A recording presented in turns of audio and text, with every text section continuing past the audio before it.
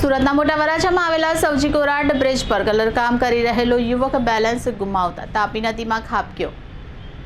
ઘટનાની જાણ થતાં ફાયરની ગાડીઓ ઘટના સ્થળે પહોંચી છે અને યુવકની શોધખોળ શરૂ કરવામાં આવી છે। મોટા વરાછા વિસ્તારમાં આવેલા સવજી કોરાટ બ્રિજ પર આજે એક દુર્ઘટના સર્જાઈ હતી। બ્રિજ પર કલરકામ કરી રહેલો એક યુવક અચાનક બેલેન્સ ગુમાવતા સીધો તાપી નદીમાં ખાબકી ગયો હતો। ઘટનાને પગલે આસપાસના વિસ્તારમાં અફરાતફરી મચી ગઈ હતી। ઘટનાની જાણ થતાં જ ફાયર બ્રિગેડની ગાડીઓ તાત્કાલિક ઘટના સ્થળે પહોંચી હતી। ફાયર વિભાગ દ્વારા તાપી નદીમાં યુવકની શોધખોળ શરૂ કરવામાં આવી છે। સાથે જ સ્થાનિક પોલીસ પણ ઘટના સ્થળે પહોંચીને જરૂરી કાર્યવાહી કરી રહી છે।